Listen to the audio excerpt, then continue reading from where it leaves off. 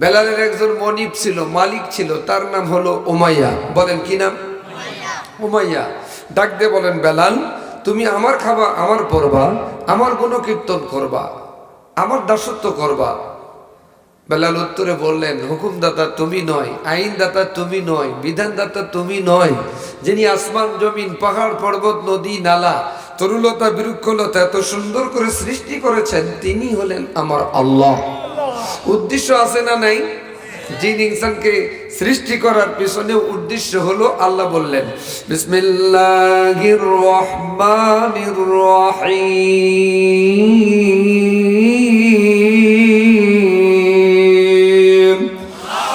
ওয়ামা খালাকতুল জিন্না ওয়াল ইনসা ইল্লা লিয়াবুদুন।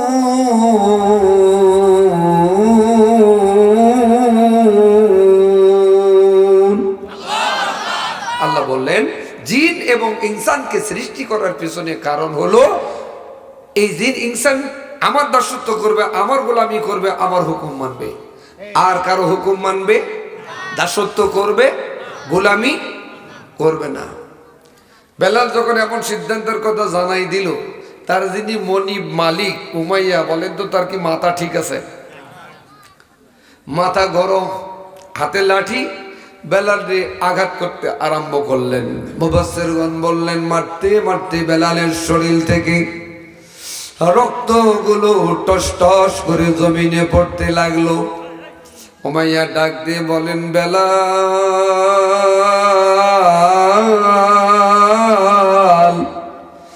আর কত মার খাবি রে, আর কত নির্যাতন সহ্য করবি, আর কত শরীর থেকে রক্ত ঝরাবি? বেলাল উমাইয়ারে ডাক দিয়ে বলেন, রে উমাইয়া, যত নির্যাতনে আমার আল্লাহ খুশি হবে, তত পরিমাণ নির্যাতন বেলাল সইতে রাজি। এর আওয়াজ দিয়ে বলা যাবে না কি সুবহানাল্লাহ? রে উমাইয়া, যত রক্তে আমার আল্লাহ খুশি হবে, তত পরিমাণ বেলাল রক্ত দিতে রাজি, বিনিময়ে জীবন দিতে রাজি, কিন্তু বেলাল ঈমান দিতে রাজি না। সিদ্ধান্তটা কি খুব নরমাল? কঠিন একটা সিদ্ধান্ত।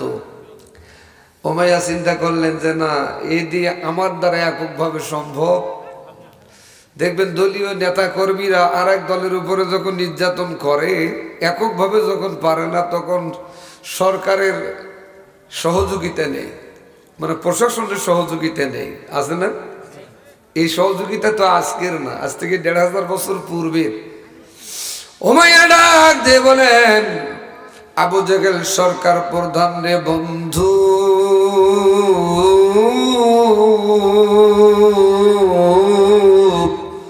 এত মারপিট করলাম, বেলালকে ইসলামী আন্দোলন থেকে দূরে রাখতে পারলাম না।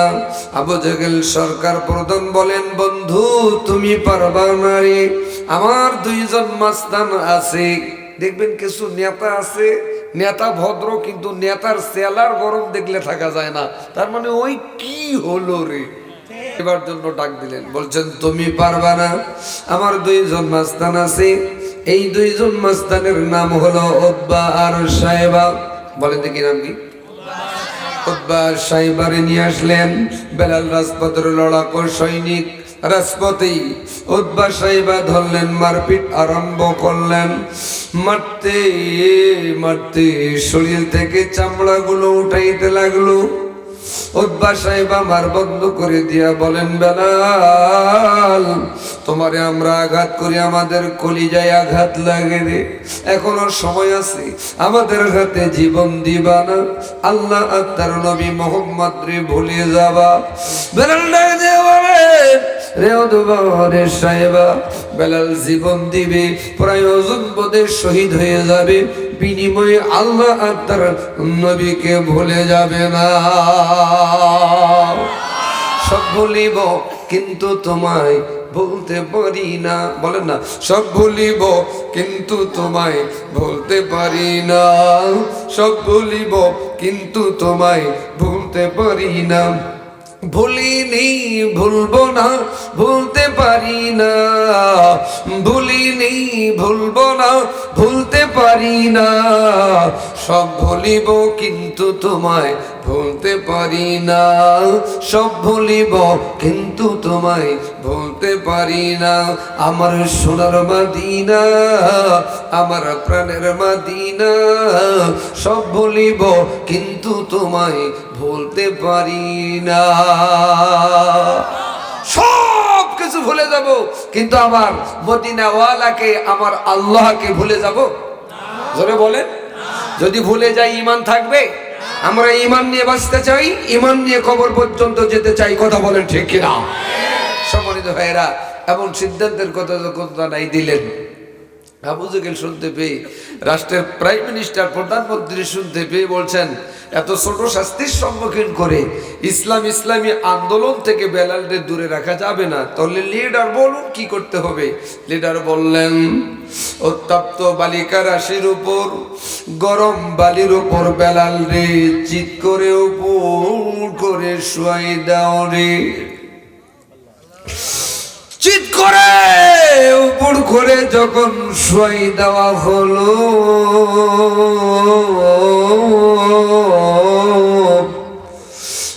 পিঠের চামড়াগুলো ফুসকা দিয়ে উঠতে আরম্ভ করলো। উতবা ডাক দিয়া বেলালে বলেন, বেলাল এখনো সময় আছে, আমাদের হাতে জীবন দিবি না, আল্লাহ আর তার নবীরে ভুলে যাবি। রে উতবা, রে আবু জেহেলের পাঁচটা গোলাম দালাল, বললাম তো জীবন দিব, প্রয়োজন বোধে শহীদ হয়ে যাব, বিনিময়ে আমার আল্লাহ আর রাসূলকে ভুলে যাব না। নারায়ে তাকবীর, নারায়ে তাকবীর, আল্লাহু আকবার। আল কোরআনের আলো ঘরে ঘরে জ্বালো, আল হাদিসের আলো ঘরে ঘরে জ্বালো। আলহামদুলিল্লাহ। ভাই, সম্মানিত ভাইরা, এমন সিদ্ধান্তের কথা যখন জানাই দিল, আবু জেহেল ডাক দিয়ে উতবা আর সাহেবারে বলেন, এ দিয়েও কাজ হবে না রে, বুকের উপর একটা বড় পাথর উঠাই দাও। যখন নাকি পাথর উঠাই দিল, বেলাল নিঃশ্বাস নিতে পারে না। সাহেবা খানি গিয়া বলেন, বেলাল এখনো সময় আছে রে, জীবন দিবি না, ইসলামী আন্দোলন বন্ধ করে দিবি? বলেন, জীবন দিব, প্রয়োজন বোধে শহীদ হয়ে যাব, বিনিময়ে আমার আল্লাহ আর রাসূলকে ভুলে যাব না। শাহাদাতের তামান্না হৃদয়ে যাদের, কিসের তাদের ভয় নেই, কোন শক্তি পৃথিবীর বুকে ঠেকায় বেলালের জয়। শাহাদাতের তামান্না হৃদয়ে যাদের, কিসের তাদের ভয় নেই, কোন শক্তি পৃথিবীর বুকে ঠেকায় শহীদদের জয়। খোদার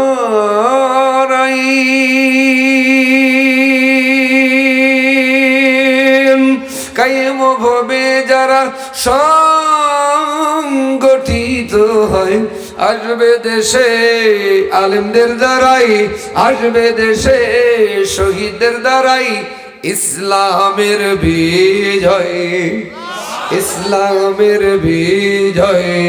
শাহাদাতের তামান্না হৃদয়ে যাদের, কিসের তাদের ভয় নেই, কোন শক্তি পৃথিবীর বুকে ঠেকাই আলেমদের জয়। ভুলে গেলি কি রে পৃথিবী সেই রক্তারক্তি, ভুলে গেলি কি রে পৃথিবী সেই রক্তারক্তি, আমরাই চির কাফিরের সাথে বিজয়ের শক্তি। ভুলে গেলি কি রে পৃথিবী সেই রক্তারক্তি, আমরাই চির কাফিরের সাথে বিজয়ের শক্তি। শাহাদাতের তামান্না হৃদয়ে যাদের, কিসের তাদের ভয়, নেই কোনো শক্তি পৃথিবীর বুকে ঠেকায় বেলালের জয়। এমন সিদ্ধান্তের কথা যখন জানাই দিলেন, বলেন তো আবু জেহেলের মাথা কি মাথায় আছে? উতবা সাহেবের মাথা মাথায় আছে? আবু জেহেল ডাক দিয়ে বলেন, রে উতবা, রে সাহেবা, বুঝতে পেরেছি এ দিয়ে কাজ হবে না। বেলালের মুখটা যদি বন্ধ করে দেওয়া যায়, জন্মের মতো বেলাল আল্লাহ আর তার নবীরে ডাকতে পারবে না। বেলাল জানতে পারে, শুনতে পেয়ে বলেন, রে আবু জেহেল, রে উতবা, রে সাহেবা, তোরা আমার মুখটা বন্ধ করে দিতে পারিস, কিন্তু অন্তর থেকে, আমার মন থেকে, হৃদয় থেকে, আল্লাহ রাসূল থেকে আলাদা করতে পারবা না। এমন সিদ্ধান্তের কথা যখন জানাই দিলেন, উতবারে ডাক দেয়া বলেন, রে উতবা, বাজারে যাও, 18 ইঞ্চি একটা কাটা অথবা প্রেগানো, হাতুড়ি সহ 18 ইঞ্চি একটা কাটা আর হাতুড়ি সহ আবু জেহেলের হাতে উতবা এনে দিলেন। সাহেবারে ডাক দিয়া আর উমাইয়ারে ডাক দিয়া আবু জেহেল সরকার প্রধান বলেন, রে উমাইয়া, রে সাহেবা, বেলাল উপর করে শুয়াই দে রে। উপর করে শুয়াই দেওয়া হলো। পা দুইটা দুই পাশে বেঁধে ফেলো, হাত দুইটা দুই পাশে বেঁধে ফেলো। উতবারে ডাক দেয়া বলেন, রে উতবা, জিহ্বাটা ধরে সামনের দিকে টান মারো। যখন জিহ্বাটা ধরে উতবা টান মারলেন গো, 5 থেকে 6 আঙ্গুল সামনের দিকে বাইর হয়ে আসলো। আবু জেহেল মুফাসসিরগণ বলেছেন, 18 ইঞ্চি কাটা হাতুড়ি দিয়ে আল্লাহর জমিনের সাথে ব্রেকটা বেলালের আটকাই দিল। বেলাল নিঃশ্বাস দিতে পারে না।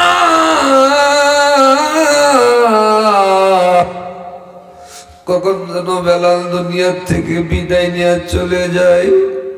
চোখগুলা উল্টানা শুরু করলো। বেলালের এমন শাস্তির সম্মুখীন করে চতুর্পার্শ্বে আনন্দ উল্লাস করে তারা আনন্দ উল্লাস করতে আরম্ভ করলো। দিনের নবীর বাল্য বন্ধু, শেষ জমানার শ্বশুর হযরত আবু বকর অনেক মানুষ দেখতে পেয়ে এক পা দুপা করে সামনে এগিয়ে যায়। নজরে পড়ে বেলাল। বেলালকে দেখা মাত্র আবু বকর কেঁদে ফেললো। আরে আমার কলিজার টুকরা ভাই বেলালের কি অপরাধ! একটা অপরাধ আল্লাহ আর তার নবী মুহাম্মদ রে মেনে নেওয়া। আবু জেহেল সরকার প্রধান আবু বকর ডাক দিয়ে বলেন, সরকার প্রধান, আমার ভাই বেলালের কি অপরাধ? বলেন, অপরাধ বুঝি না, আমাদের কিনা গোলাম, আমরা বিক্রি করে দিব নি বাকি।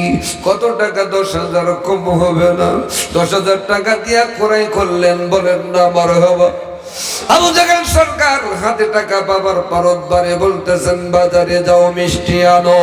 ভাইরা, কোন দলের নেতা কর্মী সরকার পক্ষ মারার পর মিষ্টি খায় না, যতটা না ইসলামী আন্দোলনের নেতা কর্মী মারার পর মিষ্টি খায়। অতীতে খাইছে ওরা, এখন খাচ্ছে এরা। এত নরমাল ঠিক বললে তো হবে না, আওয়াজ দিয়ে কথা বলেন আরো জোরে। সম্মানিত ভাইরা, উতবা বাজার থেকে মিষ্টি নিয়ে আসলেন, সাহেবার মুখে দেন, সাহেবা উতবার মুখে দেন, উমাইয়া আবু জেহেলের মুখে দেয়, আবু জেহেল উমাইয়ার মুখে দেয়।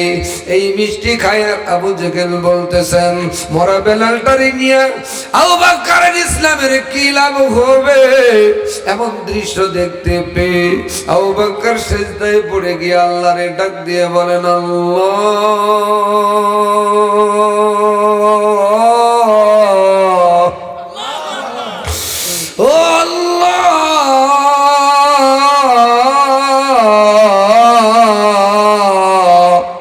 এই যদিও পূর্বাসে টান মারি গো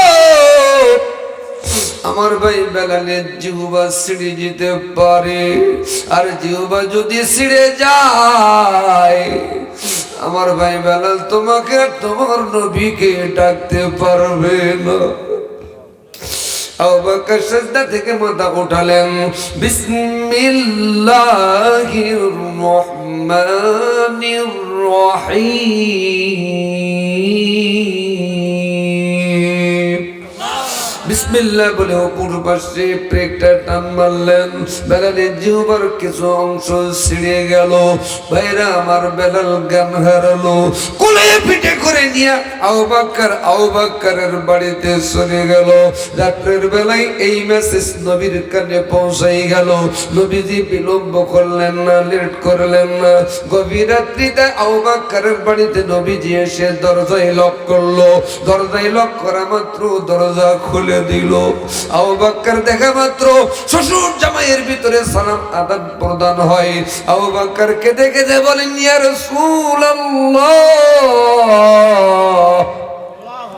ইয়া হাবিবাল্লাহ, আপনি কেন এসেছেন আমি জানি।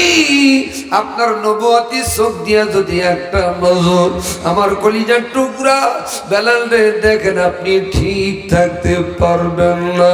ওগো নবীজি, আপনি বাড়ি চলে যান। ভাই বেলাল সুস্থ হবার পর আপনারে আমি সংবাদ দিব।